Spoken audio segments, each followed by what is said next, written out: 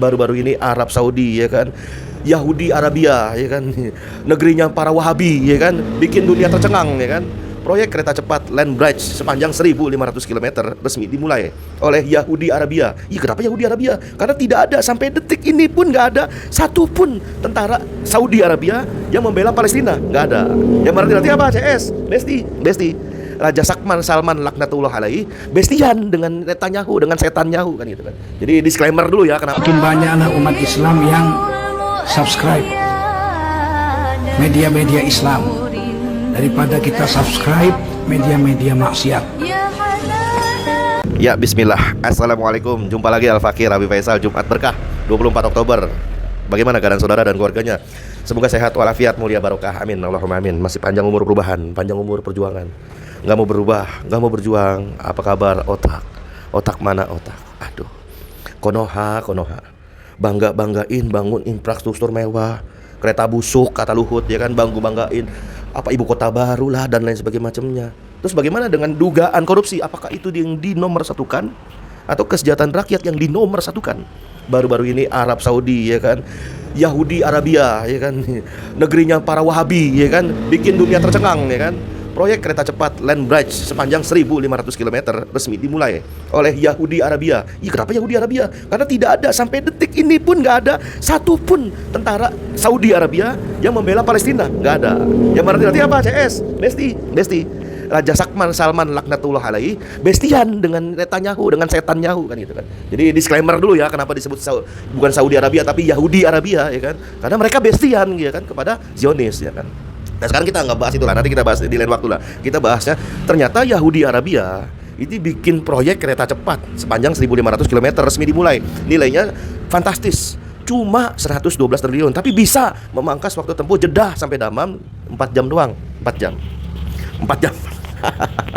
Yang bikin heboh biasanya hampir sama dengan proyek WUS di Indonesia yang cuma panjangnya 142 km dibandingin yang tadi 1.500 km. Aduh.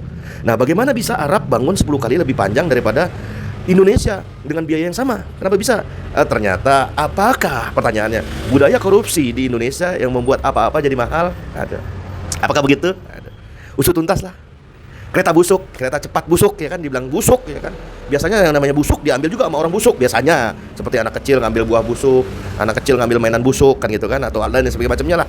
Ya, ini ada telur busuk nggak? Ya buat pedagang nakal biasanya kan gitu kan. Ini ada telur retak nggak? Telur pecah nggak? Ya kan. Ini ada ayam busuk nggak? Ayam busuk, ayam tiren ada nggak? Buat bikin ayam geprek ya kan, pedagang nakal. Biasanya orang-orang yang busuk, cuman ngambil yang busuk kan gitu kan.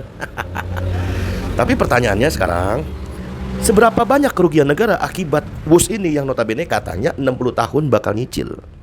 Tapi heran juga, otaknya pada kemana itu? Termel masih juga dibela biar soal WUS lah, soal kereta WUS lah. Aduh, terserah lah.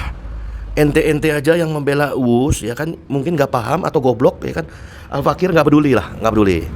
Kita lihat nih secara fakta, data dan juga normatif ya kan.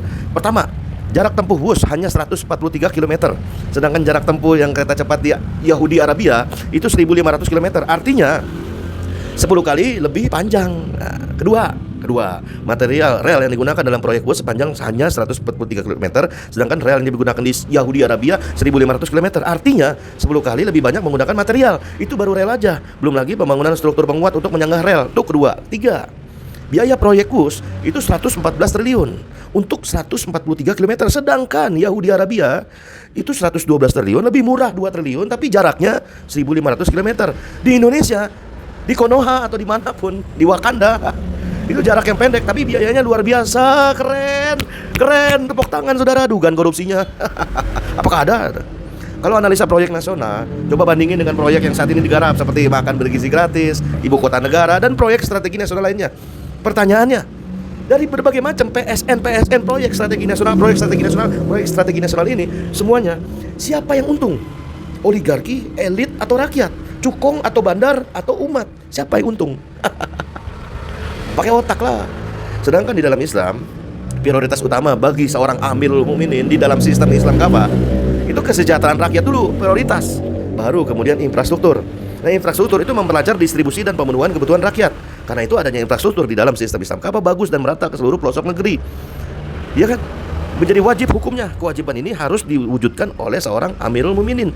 Dalam sistem Islam kafah, infrastruktur ada yang namanya kaidah mala yatimu wajib ila bihi fahuwa wajib.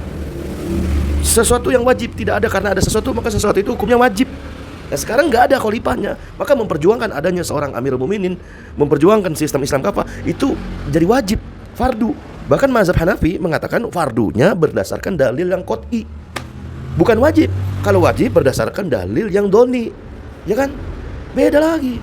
Contoh, bukti, Khalifah Umar itu pernah memastikan pembangunan infrastruktur berjalan yang orientasinya untuk kesejahteraan masyarakat, untuk izah kemuliaan Islam. Dan khalifah-khalifah lainnya banyak hal.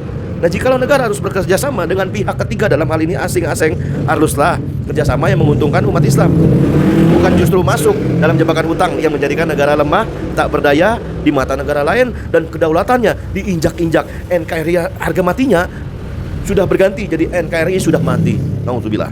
Wassalamualaikum warahmatullahi wabarakatuh.